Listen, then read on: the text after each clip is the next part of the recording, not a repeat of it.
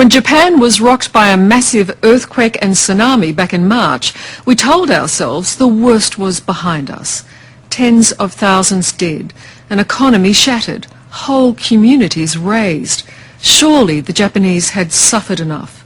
But all these weeks later, the crisis is far from over. The crippled Fukushima nuclear plant is still leaking.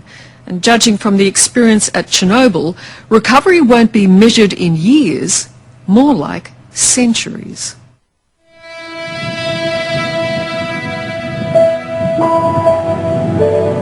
On Japan's eastern shores, where thousands of people once lived, there are now only neat piles of rubble. And an eerie silence to mark the tsunami that so devastated a nation.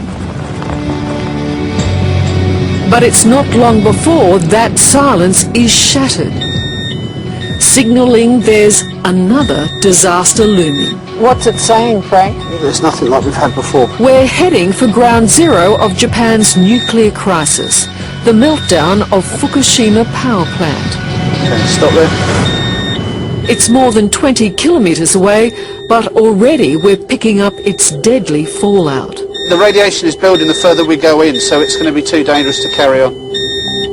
So we actually have to stop here? Yeah. I'm not willing to take you any further. Radiation expert Frank Jackson and his Geiger counters tell us we've already come too far. So even protective gear is not enough? Gamma radiation is it's the stronger form of radiation. It will go through most things apart from lead. Okay, so that's the sort of radiation we want to avoid? It is, yeah. Okay. Fukushima, a major supplier of Japan's power, once looked like this. These shocking new images show the moment the tsunami smashed into the plant, triggering a series of fires and explosions. Just 200 kilometres from Tokyo, 3 of the 6 nuclear reactors at Fukushima are now in meltdown, and deadly radiation has already leaked into the sea and air. They say the reactor accident is stable. Yes, that's true. Stable like you're hanging on the edge of a cliff, hanging by your fingernails, and then one by one your fingernails start to crack. That's stability. In other words, it's a race against time. If you thought nuclear disaster had been averted in Japan, then meet physicist Michio Kaku. If you've been exposed to cesium-137 because you're an atomic worker, even after you're long dead and buried, your gravesite will be radioactive. Your great-grandkids can come with Geiger counters and see that great-granddaddy still has radiation in his gravesite. Are you serious? I'm serious. The death and destruction, the displacement of so many families has been quite shocking. And now, nuclear contamination just adds another layer to what is already an unspeakable tragedy.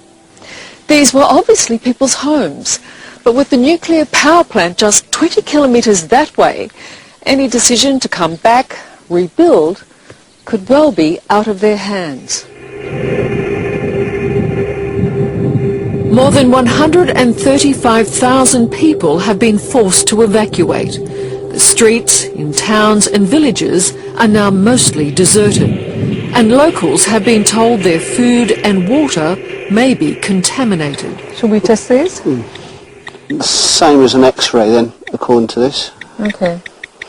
So every time you have a cabbage, you have an X-ray? Yeah.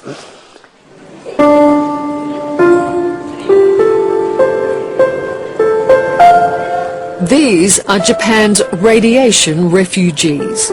Thousands who are now living in cardboard shelters, sleeping on the floors of public buildings with few possessions and little privacy, and facing a future that doesn't seem to offer much more. When you look at this, I mean, I do feel like I'm looking through someone's window.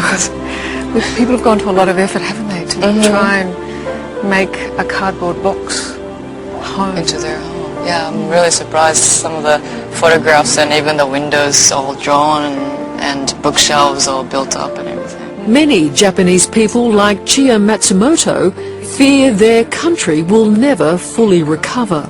Do you think you'll ever be able to take food, water, the air you breathe for granted again?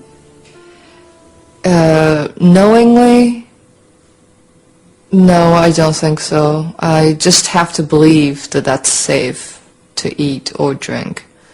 But somewhere in my mind, I'm sure I know, and I always suspect or I always doubt, I have to ask myself, is this okay? Or if I do this, is it going to show in my health in a few years' time? I already do. These are guinea pigs in some sense, human guinea pigs, to see exactly how radiation disperses in the environment and then exactly how it's incorporated into people's bodies, into children. And as the years and decades go by, we will see an increase in cancer. To get some idea of what that means for the people of Fukushima, we've journeyed to the only other place on Earth that has seen such a disaster, Chernobyl. This is Pripyat, once a city of 53,000 people, purpose-built for Chernobyl workers and their families, now a ghost town.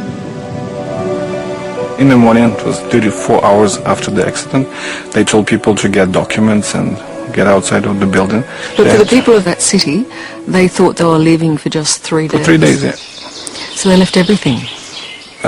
Basically, yes. No one will ever go back there, will they? That's for sure.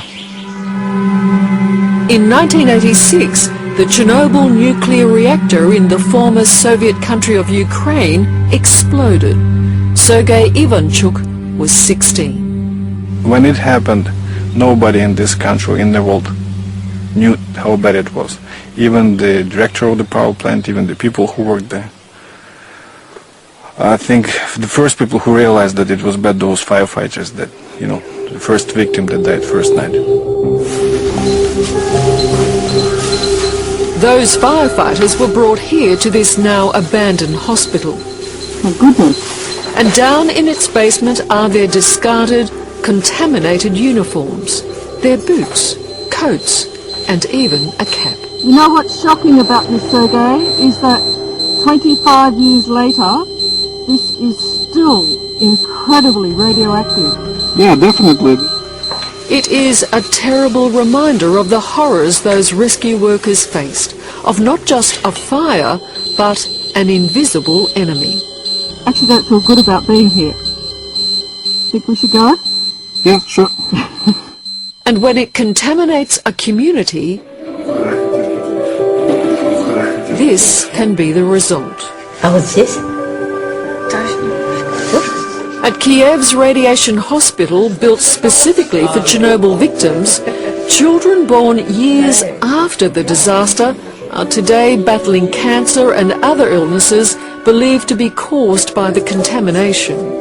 How do you feel about that? It's something you didn't see, but it affects you. But I understand that it was very terrible, and this time it was so bad. The containment vessel in Chernobyl's number 4 reactor ruptured during a safety test, sparking a series of explosions and a fire, spewing a cloud of radiated particles across Europe. Helicopters came in with boric acid, sand, concrete, with lead shielding to protect the crew, and dumped 5,000 tons of boric acid, sand, concrete, and just buried the reactor. It took years to do this, and created a sarcophagus. Today, Reactor 4 is an industrial blight on the Ukraine landscape. And the concrete cover you see a mere band-aid over a molten core that's still hot and some fear is still melting. And there are plans to build a new sarcophagus as this cover is breaking down. The Chernobyl nuclear disaster is still far from over. To this day, there is a 30-kilometre exclusion zone surrounding Chernobyl. And visitors must first get government approval to come here because high radiation levels are still being recorded. This device is purely to detect the radiation in the air, and this area is supposed to be very radioactive. And when I bring it along to somewhere like this, it becomes very active.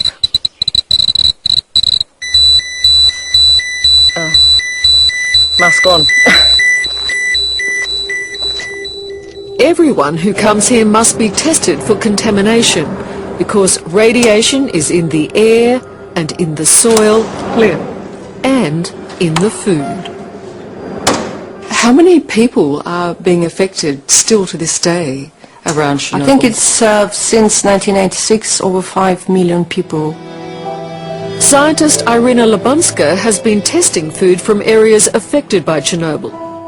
One of the things I feel I should know now is where a nuclear reactor is in any country, because it may affect me, even if I don't live in that country. Yes, because as you know, Chernobyl fallout was over the world. Still now in England we have some pastures which are not used for grazing of animals, because they still have contaminated with cesium from Chernobyl. All of us have a piece of Chernobyl in our bodies. Realize that we could take Geiger counters, scintillation counters, and actually see that radiation from Chernobyl has been incorporated into our flesh and tissue. And that will be the same with Fukushima. That's right. In fact, the whole world will be exposed to the radiation from Fukushima. It means that the radiation went over the Pacific Ocean, sailed over the United States, and it is now circulating around the entire Earth. So we're already getting it. We are already getting radiation from Fukushima. Do you fear that Fukushima will become the Chernobyl of Japan, a dead center, a place that no one can ever go back to? I think, unfortunately, it will become that way, and it has to be that way, or it has to be kept that way. This nuclear disaster brings with it an enemy its victims can't see or smell, yet has the power to take everything from them.